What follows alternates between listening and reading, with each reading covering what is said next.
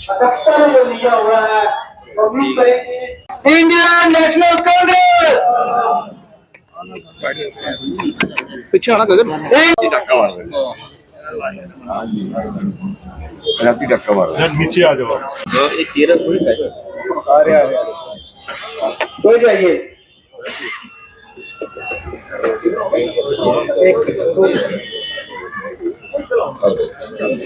ये तो हम बहुत पहले से कहते आ रहे हैं कि प्राइम मिनिस्टर साहब और होम मिनिस्टर साहब की लेवल के लोग जिस वक्त उन्होंने पार्लियामेंट से बाहर भी जम्मू कश्मीर में जब इलेक्शंस थे उस वक्त भी उन्होंने प्रॉमिसेस किए, एश्योरेंसेस दी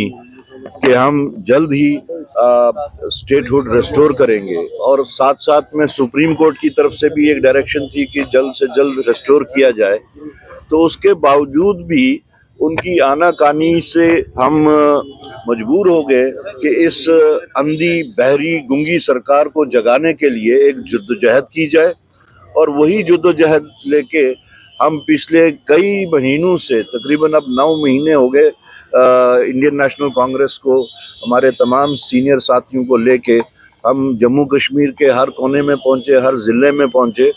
और उसी सिलसिले में आज हम पुराने जम्मू में भी आए हैं अपना वो पैगाम लेके, जो कि सिर्फ कांग्रेस का ही मुद्दा नहीं है या कांग्रेस पार्टी के लीडर्स का ही मुद्दा नहीं है, ये जम्मू कश्मीर के 1 करोड़ 40 लाख लोगों का मुद्दा है और स्टेटहुड सिर्फ कांग्रेस के वास्ते ही हासिल नहीं होगा। ये जम्मू कश्मीर के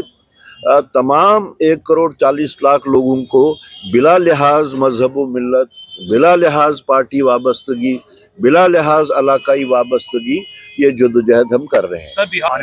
कांग्रेस अपने आप को लोगों के दिलों में देख रही है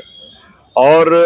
बिहार का जो नतीजा सामने आया उससे ये साबित होता है कि राहुल गांधी जी ने जो पहले से ही पूरे मुल्क को चेतावनी दी थी कि ऐसा जो भी सरकारें बन रही हैं वो चोरी की बुनियाद पे बन रही हैं, वोट चोरी की बुनियाद पे बन रही हैं। और ख़ास तौर से कल जो chief election commissioner of India ने खुद से जो बयान दिया वो खुद से अब एक सरप्राइजिंग बयान है कि बिहार में 7 करोड़ 42 लाख टोटल वोटर्स हैं और वो कहते हैं कि 66% लोगों ने वोट डाले, लेकिन जिस वक्त वो बताते हैं टोटल वोट्स कितने कैलकुलेट हुए तो वो 7 करोड़ 45 लाख वोट थे। तो वो खुद से इस चीज़ को मानते हैं इस बात से कि यहाँ पे बाज़ाब्ता एक ऑर्गेनाइज तरीके से, एक सिस्टमेटिक तरीके से, एक जिसको कहें कि इलेक्ट्रॉनिक तरीके से किस तरीके से जो वहाँ पे के लोगों को जो उनका हक था उससे उनको वंचित किया गया। सर जिस तरह से इसमें जो सबसे बड़ा कंसर्न है वो ये है कि अगर आप गवर्नमेंट ऑफ इंडिया की क्लेम्स सुने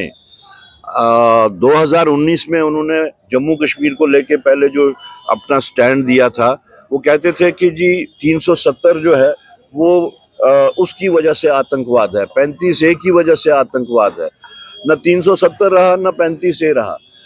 उससे पहले तो आतंकवाद जम्मू कश्मीर में सिर्फ कश्मीर के ज़िला सूबा में थी, उसके बाद ही वो जम्मू में भी आया।